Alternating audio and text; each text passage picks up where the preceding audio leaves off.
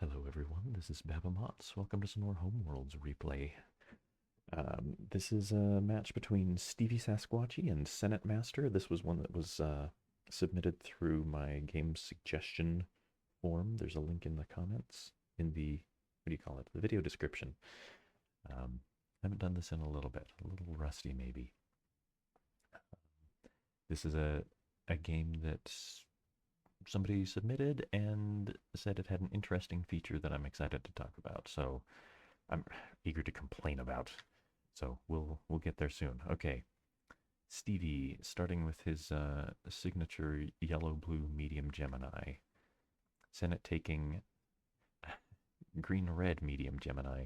I think it's Senet that's been playing with this idea of a blue starting ship and no blue in their homeworld as well. But I think you can't go up against Stevie with no blue in your homeworld. That's just not gonna work out well for you. Okay, Stevie switching to red. Senet trading their mothership for yellow.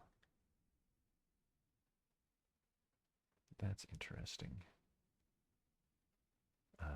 Yeah, red, since Stevie traded first and went for red quickly, red's going to get into the mediums fastest, so I worry about Senet's choice to take yellow right away. Blue is not going to be too far behind red, though.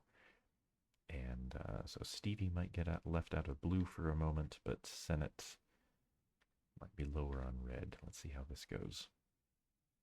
Stevie spreading out the reds, Senet spreading out the blues. Neither of them can build in the colony they just discovered, since they didn't pick green.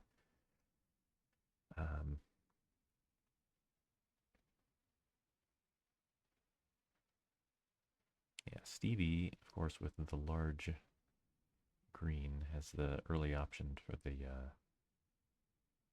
shopping spree, and Senet is looking very much like they'll be left out in the cold. Take him a few more turns to get the B3. Stevie spreading out the reds again. If Stevie trades one of these guys for a green, they can build R3 again. They didn't even need. Oh, okay. So I was going to suggest that Stevie trade the R3 for G3 so they could continue to build and get an R3, which I think is still a good idea. But Stevie, maybe this is better. I don't know. Discovering the B3, they're trying to get the B3s out of the bank. So that even if SenetMaster does manage to use up all the mediums, there will be no B3 at the end of this rainbow. Okay, Senet trading. I wonder if Senet might just be giving up on the B3 for now. Trading for green.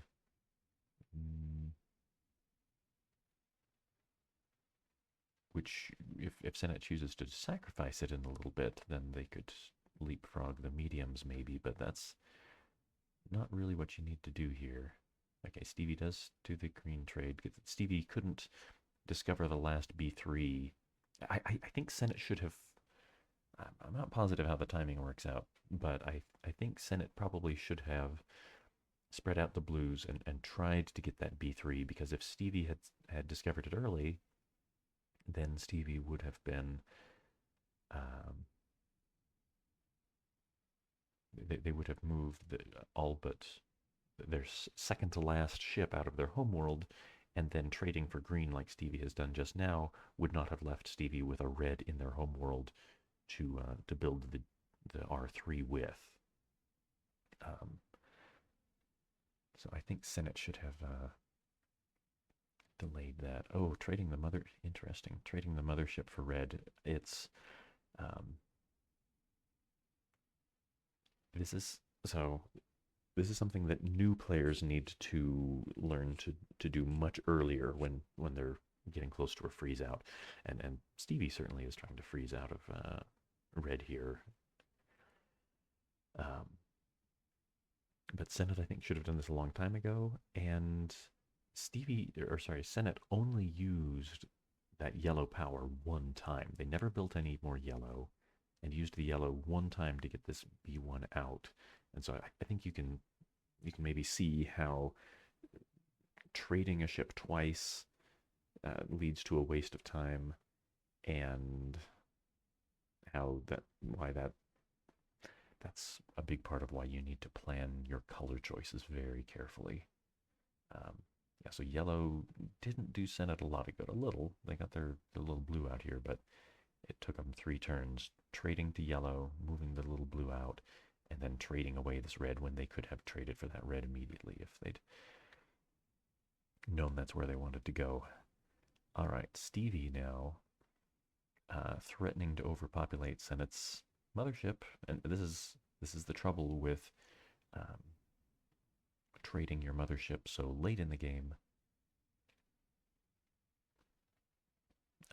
especially against a good opponent, especially when one of your home stars matches your mothership, um,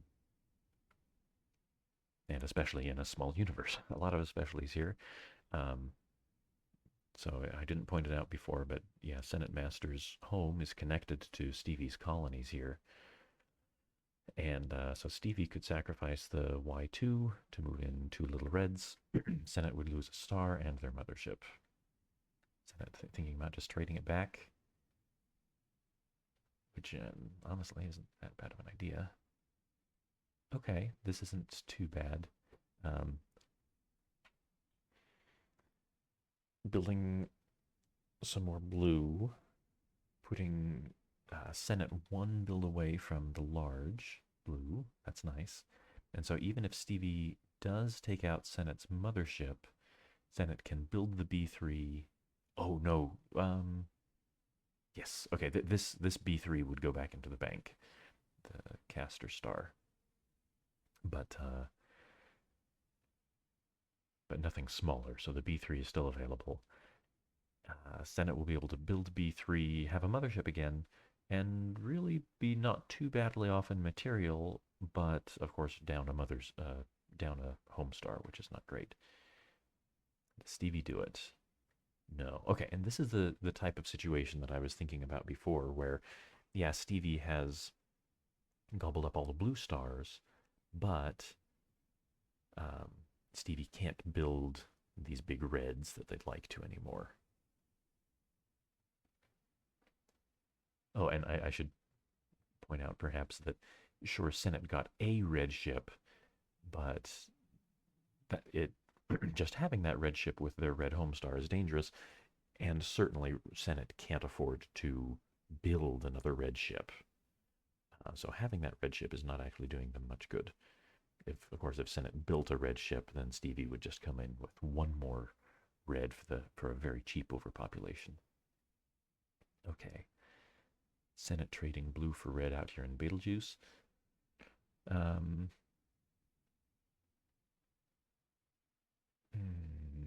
without any green, that red's not going to do them much good. They don't need it. Senet doesn't need it for defense. They really want it for building. But they'll need a green first. I don't know. Stevie building a green. My guess is they'll trade green for red and then proceed to build the last R3. Senet. Okay, let's see. So Senet trades for green. Stevie trades for red. Senet gets to build the last red. So this, we're actually on a course for good, a large red advantage for Senet.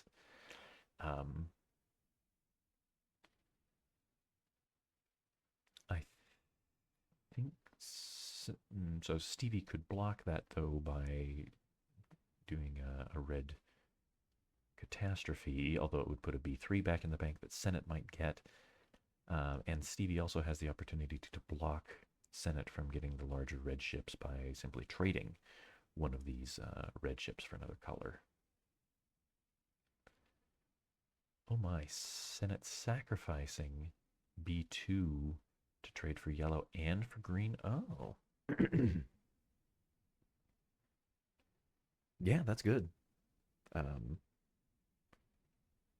I have expressed my distaste for blue sacrifices before, but sometimes it turns into a pretty good move. Okay, so Senate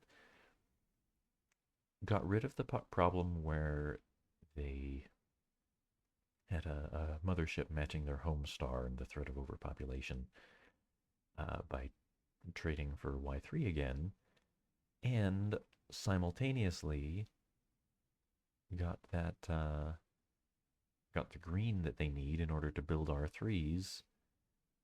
It cost them the medium blue, but there was enough blue in the bank that it was kind of gummed up anyway, and Senate and of course Stevie had taken all the blue stars, so Senate wasn't going to get a large that way anyhow. This is good. I like this move. Senate still it puts Senate more behind in material, um, but color wise they just took a big step up. Okay, what? Um, oh, oh yeah. Um, shopping sprees. Um, so Stevie takes all three. Yeah, this is definitely one of my blind spots. The shopping sprees. Um, Stevie takes all of the R3s out of the bank. Is way ahead in material. Normally in this situation, you say, "Oh well, can you just counterattack and um, can you just go out on the offensive and take advantage of their lack of mothership?" Not in this case. Senate's only large is too far away to get there in one turn, and a medium isn't good enough. Senate can move in the medium red, but then Stevie reinforces with a large red. Senate can't even build their way into an overpopulation of that defending red because Senate's only got 1 point worth of green. So I liked the okay, so obviously I liked the idea of that blue sacrifice, but Senate and I had the same blind spot for that shopping spree. And as I just discussed, that little invasion won't work. This is also just giving Stevie a ship. Stevie will be perfectly happy to sacrifice a little red to capture the offered green. Senate thinking about going for more blue. Um, yeah. I Yeah, spreading out the blues, maybe you can build more blue, but um, I would have suggested building green, I think.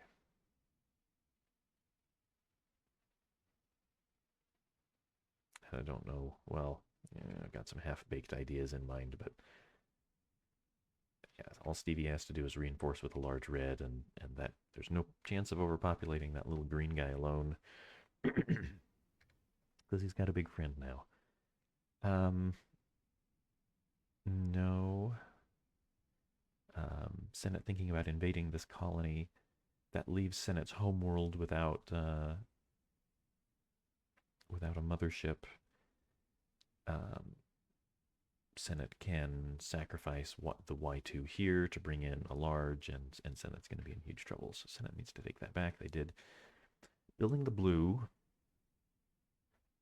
Um, they can get Senate's working their way to mediums, which is good.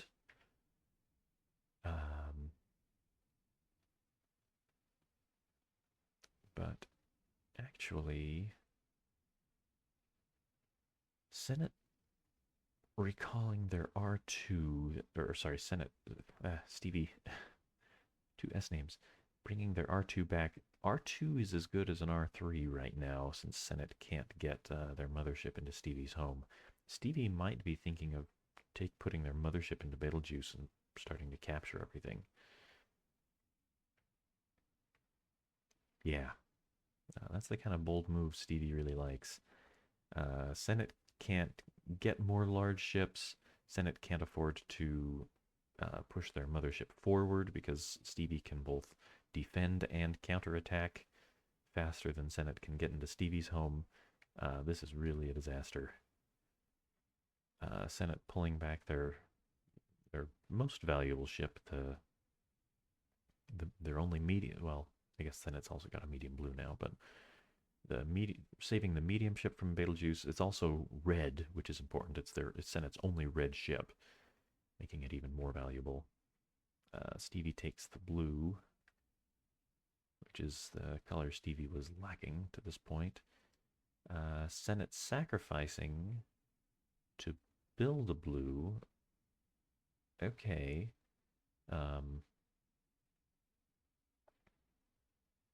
Yeah, Stevie can just take that. Or, prevent his little blue from getting overpopulated. Even at the, I mean, Senet would be investing it would be throwing so much at the problem of just getting rid of that little blue that just got captured. Senet would be losing out there. Senet needs to, well, it's, honestly, it's over. But with Senet's remaining time, I feel like they could find something that looks more productive. But Stevie doesn't even want their little blue to get overpopulated. I guess that's fair. It is Stevie's only blue ship. Senet's got a few to go. Okay, Senet trading. Oh. I mean, this is almost interesting. Sacrificing the B2 to trade both of these guys in Betelgeuse for yellow. So it looks like Betelgeuse is close to catastrophe, a supernova. But really, Senet doesn't have green to build with. It opens up this Y3 for Stevie to build. With the green sacrifice, of course. No, I don't like it. Okay, Senet instead, saving their medium blue.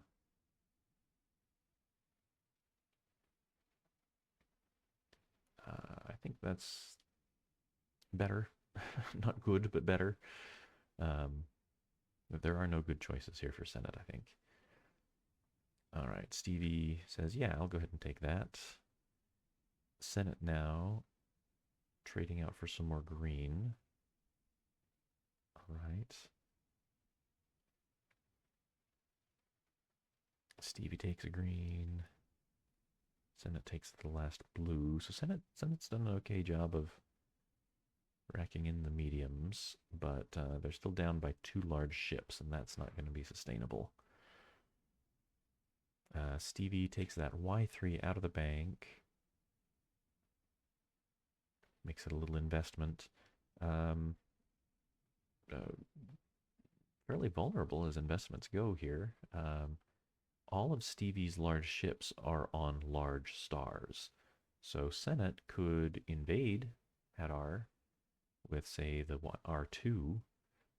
Stevie'd have to run away, so Senet could at least start working on getting the large yellow back in the bank. Yes, Senet thinks that's a good idea. Seemed so to me.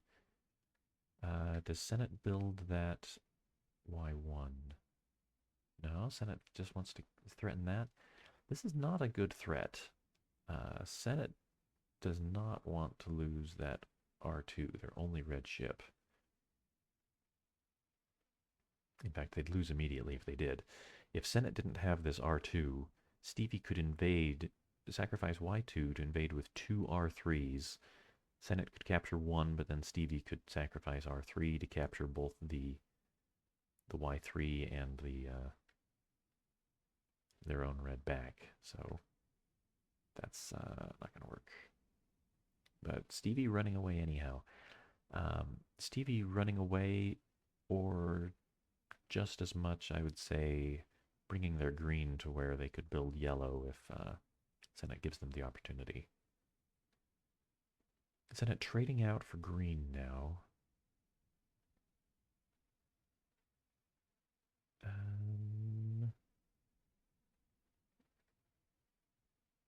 Yeah, my guess is that Senet wants to open up the G3s and hopes to equalize the material a little. Stevie sacrifices the G1 to get that blue back into the game. So Senet can't build the medium blue now. Stevie's got more blue than they did. And it kind of plugs up the path to the G3s. I think that's all right. I think really, though. What should Stevie be doing? Stevie should be focusing on winning. I, Stevie's got Stevie's basically got the tools. I think really what Stevie needs to do is just start getting the green. Stevie's got plenty of red to get Senet's red star. Stevie needs to start getting the green to knock out Senet's green star. And so sacrificing that little green is counterproductive to that end. They're building the B2 there anyway. Yeah, Stevie's got a huge material advantage. Senet's grasping at paths to material equalization, where I mean Senet might get a G3 if things go their way, but Stevie's got opportunities to build. Well, had two opportunities to build green a moment ago, now only one. But Stevie, I think, will still get green if large greens if Senet tries for large greens. This looks like resignation to me. Senet moves R2 into Formal Hut, where Stevie can just sacrifice a G1 and R1 and capture it. Senet's just given up ships. Trade for it back at home. That was by strict analysis, that R2 moving in was a blunder. But now they're trading out for R1. I really think Senet's a better player than that.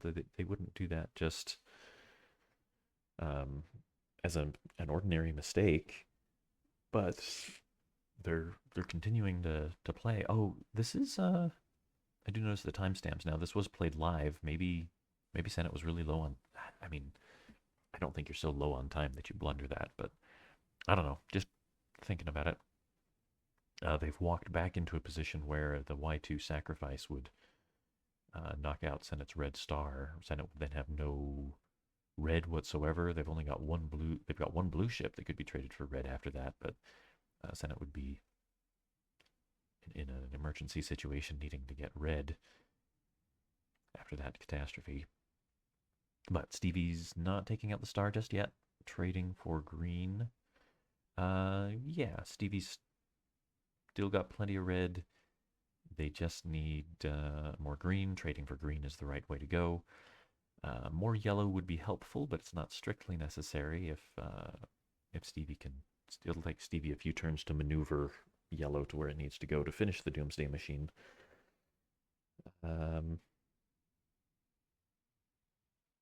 Yeah, and of course Senet can't build that R3 right now because that would be 3 reds at home, and Stevie could move in the 4th red for a cheap catastrophe. Okay, Senet spreading out the reds and eating up a yellow.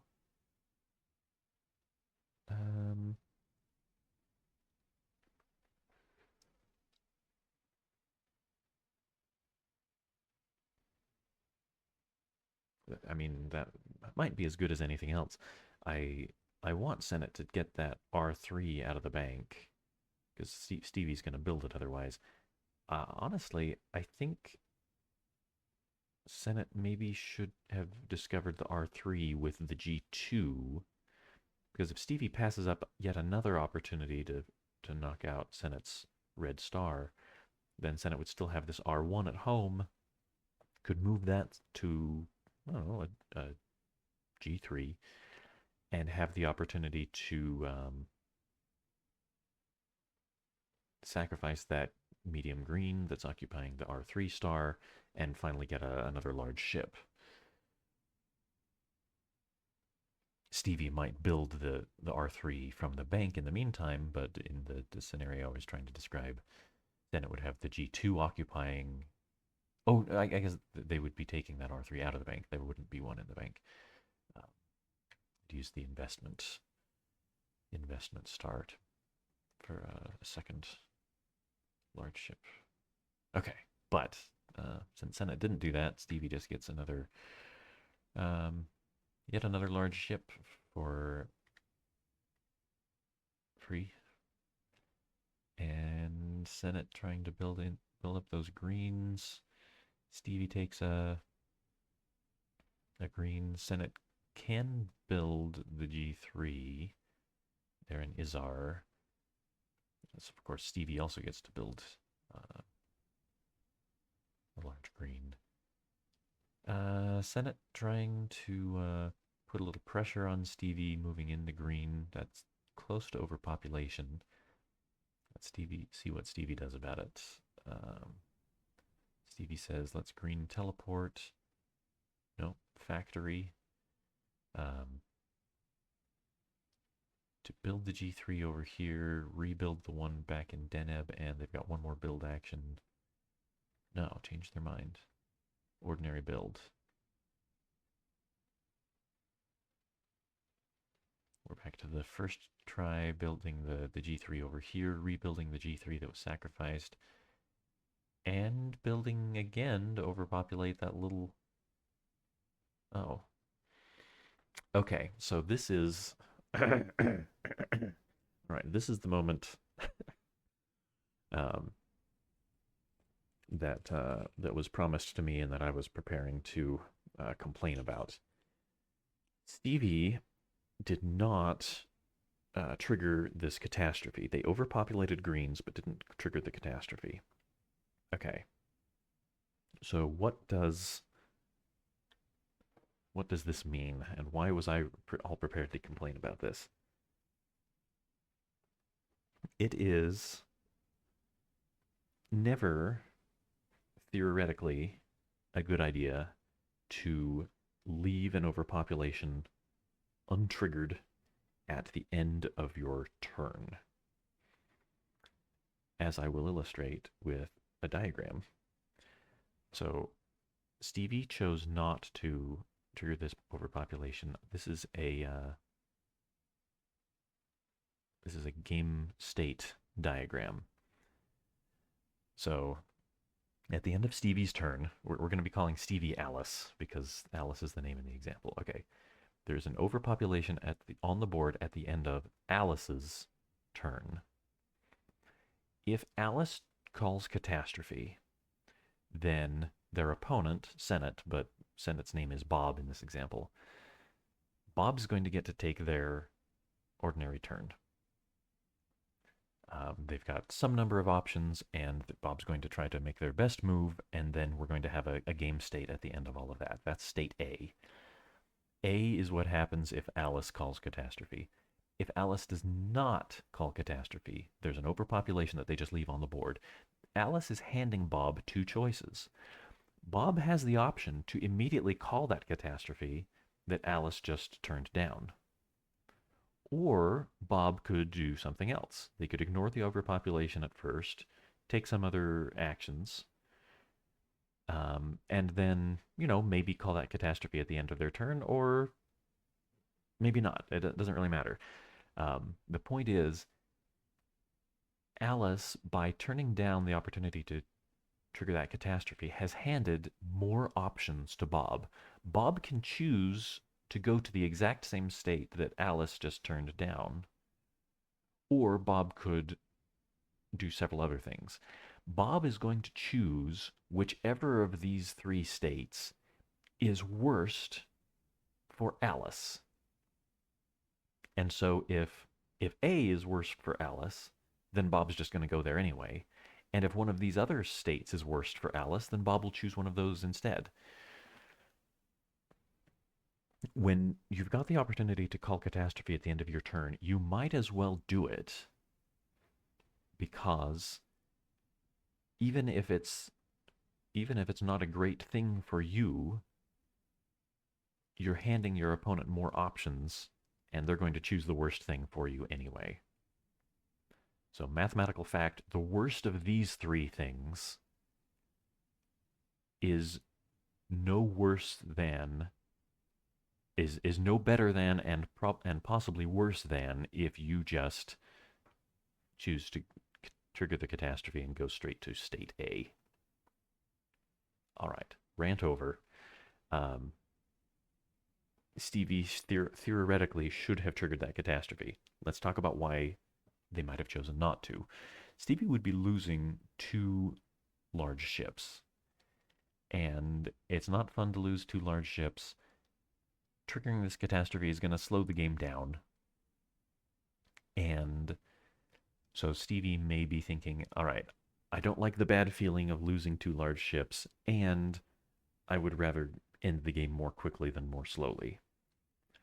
And Stevie might have decided, switching back to the diagram, might have said, okay, triggering the catastrophe is definitely the worst thing that could happen to me. It's Bob can't get some advantage by also not triggering the catastrophe and doing something else. Therefore, I'm going to hope that Senet, that is Bob, makes the mistake of taking us to one of these states and letting me keep my 2 large ships. Which might leave me with 2 large ships and make the game faster. And Senet, I think, I mean, with moving their R2 before in a suicide mission, Senet might be sort of in a resignation-like state and might allow this to go unchallenged. Okay, Senet's sacrificing a little red to capture that little red. Okay, so and this is the type of thing I was talking about. This is a Senet's possibly doing the thing where he says, all right, I could trigger that catastrophe immediately, or I could try to get something out of the current state before I trigger the catastrophe. So compared to the case where Stevie called the catastrophe themselves, Senet has sacrificed a little red to gain a little red. So Senet has gained some ground compared to if Stevie had triggered the catastrophe. And yeah, and then Senet triggers the catastrophe himself. So by passing up the opportunity to trigger the catastrophe, even though the catastrophe was really bad for Stevie, it was a little less bad than if Senet gets to capture one of Stevie's ships. Stevie is now in control of this B3 star. Well, control might be a strong word, but Senet has the same amount of material that they've still got a red 1. Stevie lost a red 1. Hope you see what I mean. That this is slightly worse for Stevie than if Stevie had just triggered the catastrophe. Even a bad catastrophe for you. Always trigger your catastrophes. That's what I'm saying. And if you want to know more details about that, then you should read this entire page, because this is like 3 printed pages worth of material about you should always trigger catastrophes. Okay. This is in the miscellaneous section of my strategy guide, if you're curious. All right. So that is what Senet did, and now it's Stevie's turn. What does Stevie do?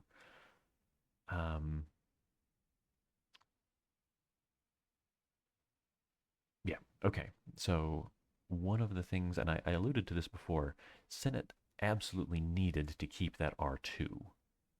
And really, this was an important point earlier that I didn't fully make. Senet threw away that R2, and even though Senet still has an R1,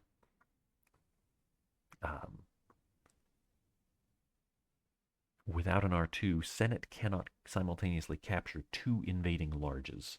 So the right thing for Stevie to do at this point is to invade with 2 larges. And maybe they should have done this last turn. I can't remember what the state was last turn. But at any rate, in this state, yeah, definitely come in with 2 larges. Senet can capture one of them, but then Stevie gets everything back. And there it is. And that's the game.